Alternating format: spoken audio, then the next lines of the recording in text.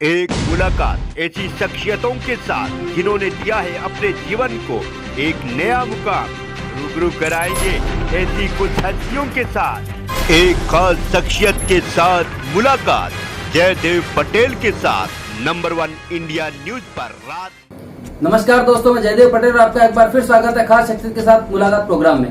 आज हमारे साथ खास मेहमान है ह्यूमन राइट के senior advocate ND Pancholi. ND Pancholi ji, आपका बहुत बहुत स्वागत है आज के हमारे प्रोग्राम में। नमस्कार, आपका भी स्वागत है।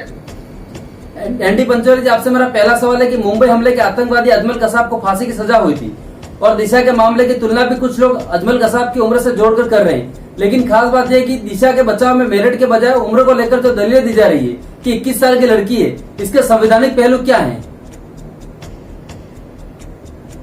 देखिए, संवैधानिक पहलू तो एक अलग सवाल है कि हर एक को बात करने का, बोलने का अधिकार है, चाहे वो 21 साल का हो या 80 साल का हो या 50 साल का हो, उसमें उम्र का कोई सवाल नहीं है। लेकिन जो यंग लोग हैं, हमारे नौजवान जो लोग हैं, वो देश के लिए कुछ करना चाहते हैं। इस देश के अंदर बहुत सारे ऐसे मुद्दे हैं जिसमें जरूरत है कि वो समझते हैं कि इन समाज की बुराइयों को या समाज के अंदर जो कमी है उसको दूर किया जाए। तो तरह तरह के जो इश्यूज हैं वो लेकर के निकलते हैं। तो एनवायरनमेंट का भी एक इशू है, फार्मर्स का डिमांड का भी एक इशू है। तो उस पर अगर यंग लोग आगे आते हैं और तो उसको इस तरीके से उन पर सेडिशन का केस बना देना, उनको कह देना कि इंटरनेशनल कंस्पिरेसी का एक आधार है। तो ये इसलिए ये कहा जाता है कि हमारे यंग मैन अगर आते हैं, यंग लड़के या लड़कियां कुछ करने के लिए, तो उनको सरकार इस प्रकार से अगर केस बनाती है तो वो हमारे प्रगति में बाधक है। ऐसे तो फिर हमारे नौजवान आएंगे नहीं कुछ करने के लिए देश के लिए। एनडी पंचोली, 4 फरवरी को दिल्ली पुलिस की स्पेशल सेल ने आईपीसी की धारा 124A, 153, 153A और 120B के तहत एफआईआर दर्ज की गई। तो ऐसे में देशद्रोह समेत जिन धाराओं में पुलिस ने मामला दर्ज किया है, ये कितना गंभीर इस पूरे मुद्दे को बना रहा है?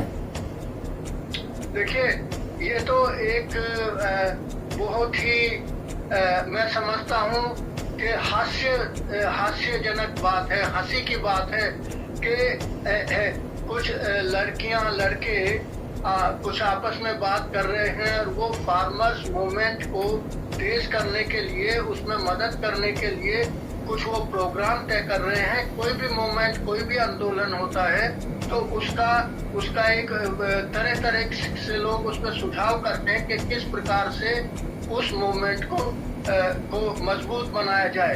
तो जब फार्मर्स कोई भी मूवमेंट है तो उसके कुछ लोग उसके विरोध में होते हैं, कुछ उसके समर्थक में होते हैं। तो जो समर्थन में होते हैं, जो उसकी सपोर्ट में होते हैं, अगर उसमें कुछ नौजवान आकर के कुछ उसमें योगदान देना चाहते हैं तो उन पर कंस्पिरेसी का चार्ज, ये तो बहुत ही हास्यजनक बात है।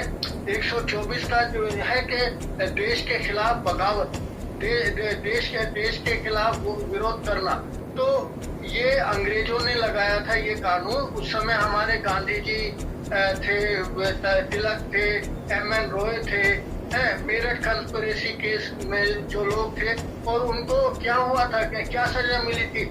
यानी उनको आरोप ये था कि ये देश की लॉ, जो कानून से बनी हुई सरकार है, उसको उखाड़ना चाहते हैं, एम्परर के खिलाफ ये बगावत कर रहे हैं। लेकिन सजा क्या थी?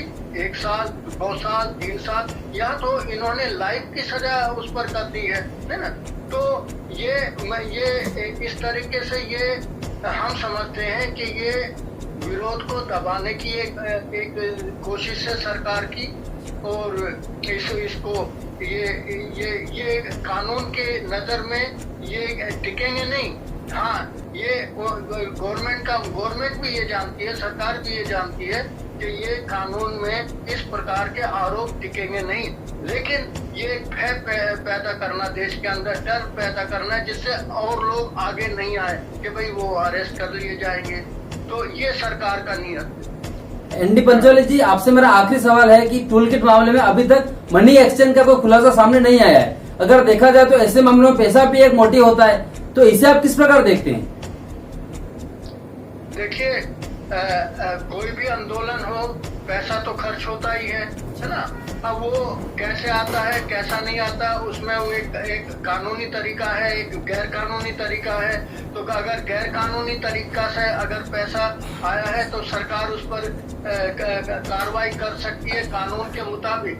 लेकिन मैं आपको एक बात बताता हूँ, इमरजेंसी के दौरान विदेशों के अंदर हमारे जो विरोधी पार्टी के लोग थे, जिनके लोग जेलों के अंदर थे या जिन पर आरोप लगाए गए थे, इमरजेंसी में भी यही आरोप लगाया था कि ये विदेशों से पैसा लेकर के सरकार के खिलाफ बगावत कर रहे हैं। उनको लोगों को मीसा के अंदर बंद कर दिया गया था, आरोप यही था।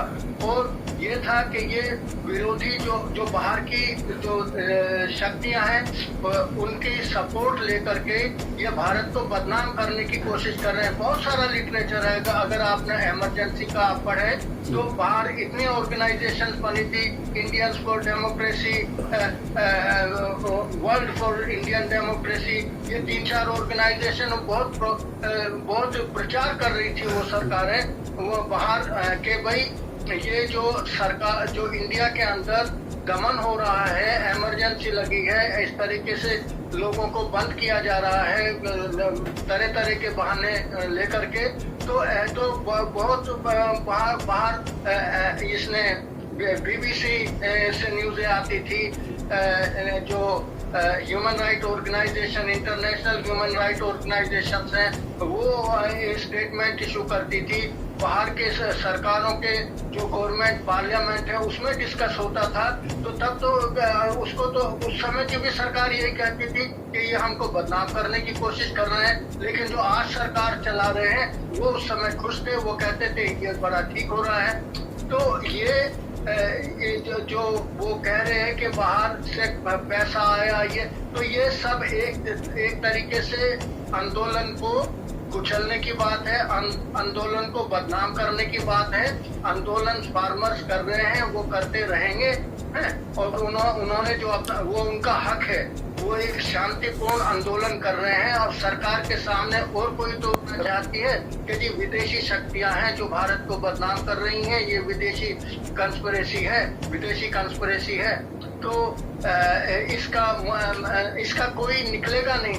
मुझे पूरा विश्वास है कि कानून में इसका कोई, लेकिन ये जो सेडिशन के केस लगा देते हैं वो सालों चलते रहते हैं। तो उसमें वो क्यों, अगर देखिए अगर इतना घोर अपराध है तो आप साल 6 महीने के अंदर खत्म कर दीजिए। मैं बहुत सारे केसेस जानता हूँ जो 15-15, 20-20 साल से लोग जेलों के अंदर पड़े हुए वो चल रहे हैं। अरे भाई इतने घोर अपराध है तो आप जल्दी से उसको 1-2 साल के अंदर निपटाइए। लेकिन वो उन केसों को निपटाने का मतलब नहीं है, सिर्फ ये है कि विरोध की आवाज को दबाना है, यही मकसद है सरकार का। पंचोली जी, ये तो आपने किसान फार्मर की बात बता दी, लेकिन टूलकिट में अभी तक पैसा का जिक्र नहीं हुआ है, तो इसे आप किस प्रकार देखते हैं? टूलकिट में किस बात का जिक्र नहीं? पैसे का कोई जिक्र हुआ ही नहीं अभी तक, पैसे का कोई मामला सामने नहीं आया है। वो तो अब पता नहीं, वो जब अभी तो वो तो कह रहे हैं ना इन्वेस्टिगेशन कर रहे हैं, तो जब वो कुछ लाएंगे, सरकार के पास बहुत से साधन हैं, जहाँ कुछ नहीं है भी है वहाँ भी वो क्रिएट कर सकते हैं। हमने बहुत सारे ऐसे केसेस देखे हैं जिसमें पुलिस ने फैब्रिकेट किए हैं, फैब्रिकेट में एविडेंस फैब्रिकेट की है पुलिस ने। तो अब तो ये जब आएगा, जब उस समय साबित करेंगे तब देखा जाएगा। एनडी पंचोली जी, आपने समय दिया उसके लिए आपका बहुत बहुत धन्यवाद।